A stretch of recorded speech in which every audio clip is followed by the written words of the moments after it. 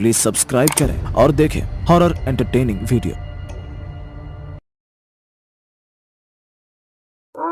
दोस्तों, कहा जाता है कि जब शादी होती है तो दूल्हा दुल्हन का खास ध्यान रखते हैं, क्योंकि यही वो समय होता है जिस समय लड़का एवं लड़की दोनों पर लोगों की अच्छी नजर के साथ साथ बुरी नजरें भी बनी रहती हैं। और इन सब में अगर सावधानी न बरती जाए तो इसका अंजाम बहुत बुरा हो सकता है।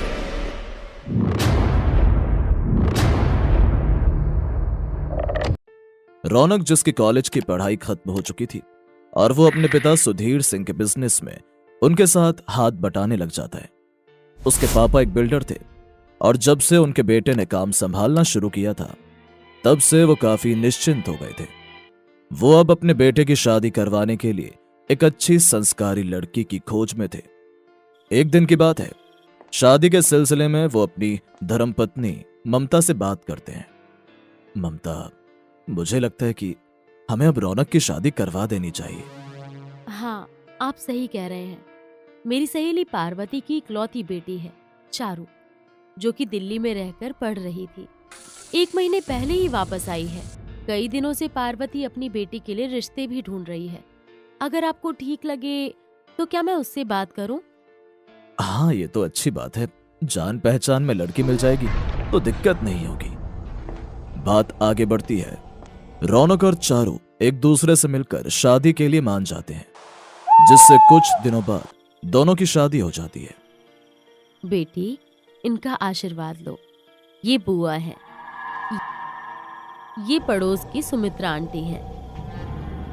नमस्ते। नमस्ते। जीती रहो बेटी। शादी के 2-3 दिन बाद सारे मेहमान अब जा चुके थे। चारू किचन में खाना बना रही थी।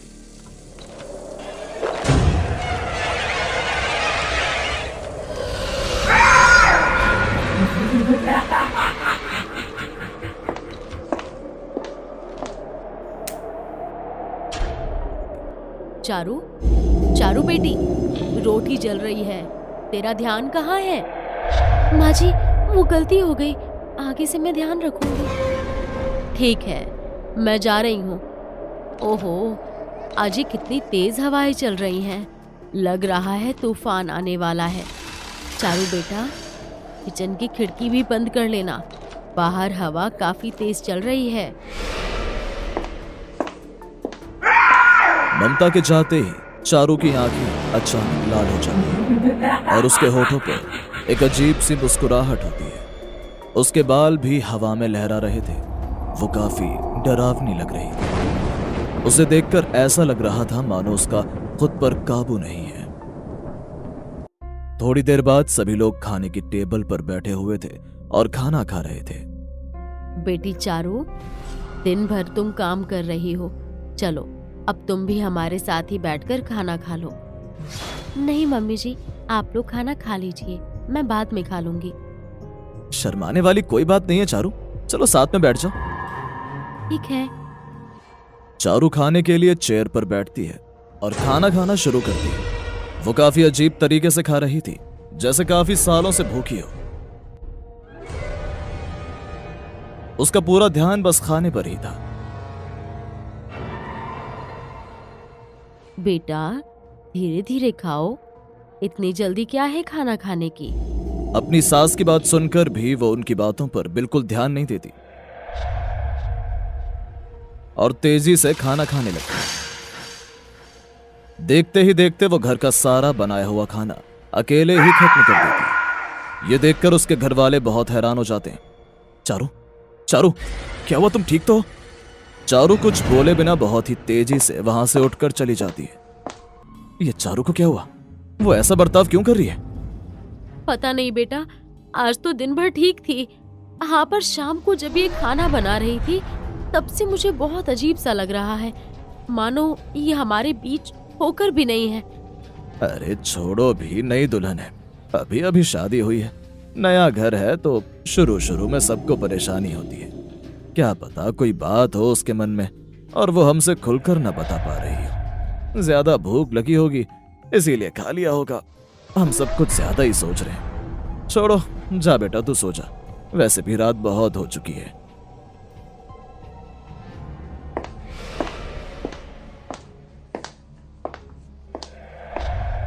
इसके बाद रौनक अपने कमरे में आ जाता है, जहां चारू खिड़की के पास खड़े होकर कमरे से बाहर झांक रही थी। चारू, क्या हुआ चारू, वहां क्या देख रही हो खड़े होकर? रौनक की बात पर चारू कोई जवाब नहीं देती। इसके बाद रौनक चारू के पास जाता है। चारू, क्या हुआ? तुमको कुछ परेशानी है तो मुझे बता सकती हो, बताओ। हाथ मत लगाओ मुझे। क्या हुआ चारू? तुझे मैंने कहा दूर रह मुझसे, समझ नहीं आता तुझे?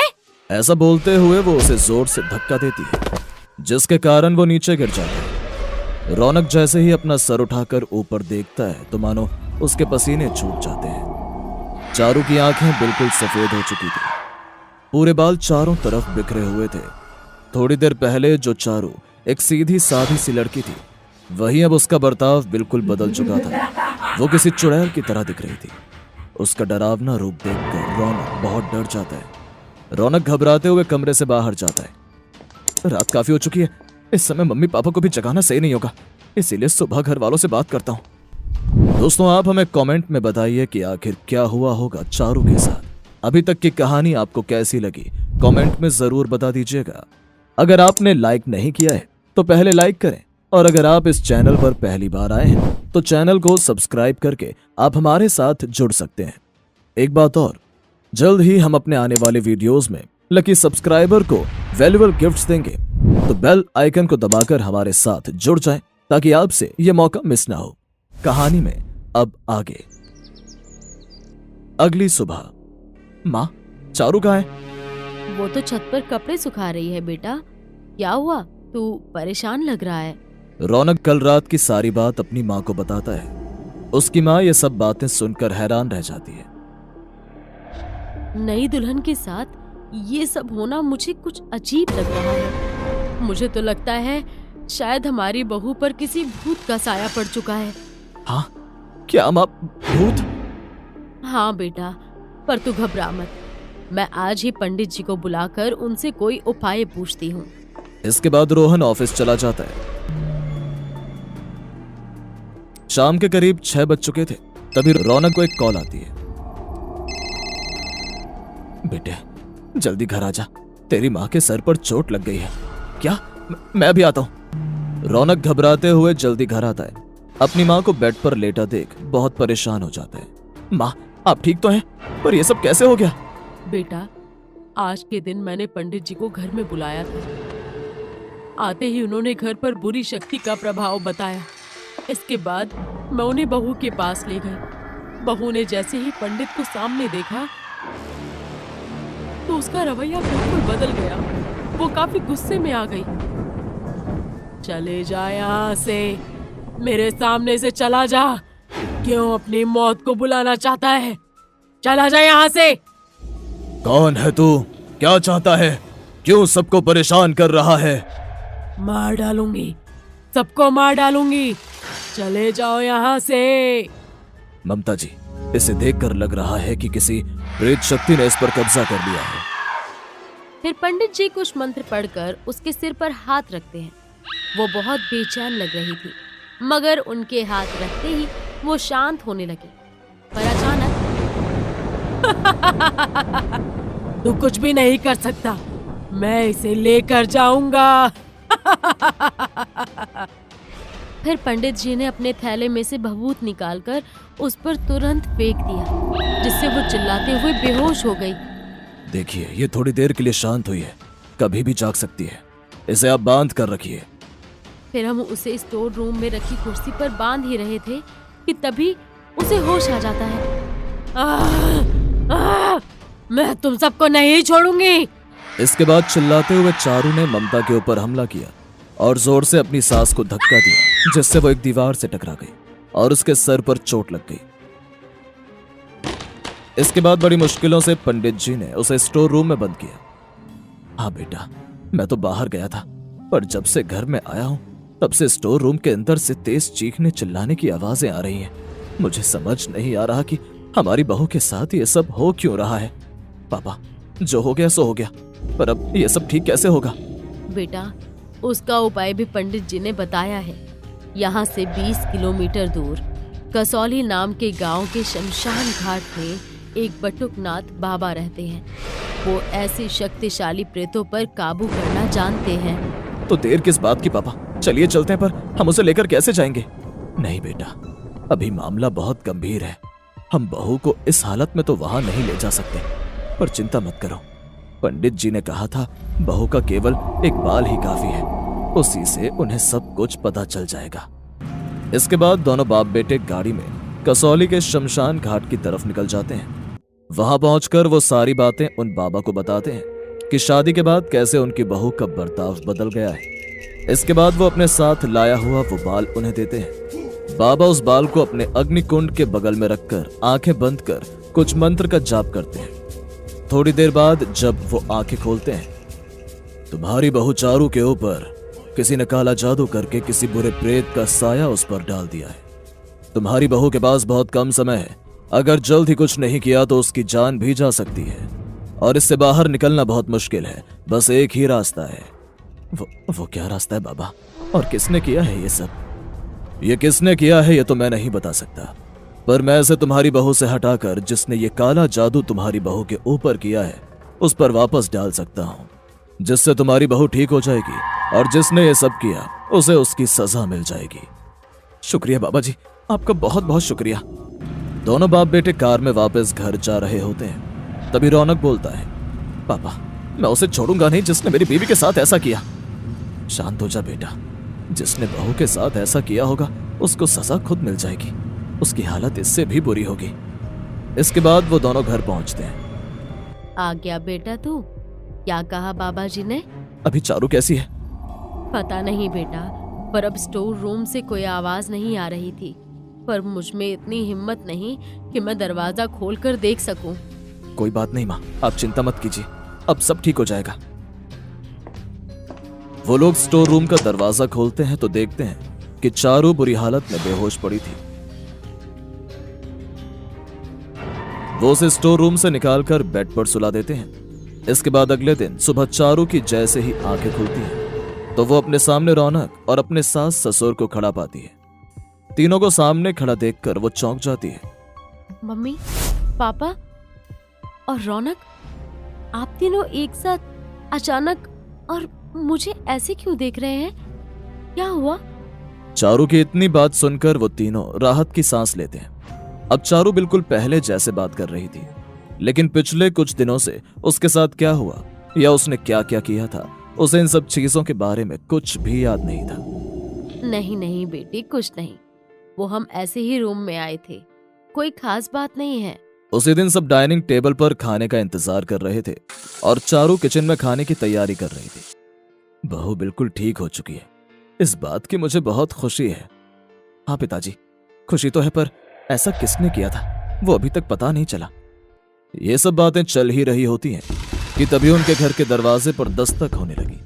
तभी रौनक दरवाजा खोलने जाता है। रौनक, रौनक! क्या हुआ रूपा, तुम इतनी घबराई हुई क्यों? रूपा ममता के गले लग जाती है और रोने लगती है। आंटी, आंटी, मेरी मम्मी। अरे ये इतनी घबराई हुई है, शायद कुछ हुआ है, चलो इसके घर चलते हैं। रूपा पड़ोस की आंटी की बेटी थी।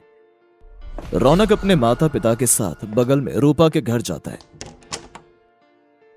पर वहां जाकर जो उन्होंने जाना उससे उनके होश उड़ गए। रूपा की मां को जिस कमरे में बंद कर दिया गया था वो कमरे के अंदर जोर जोर से चीख चिल्ला रही थी। पता नहीं सुधीर जी कल शाम से ही अजीब हरकतें कर रही है, कभी कुछ तोड़ रही है, कभी किसी को मार रही है, अजीब सी आवाज निकाल रही है, बहुत सारा खाना खा रही है, बिल्कुल पागल हो चुकी है।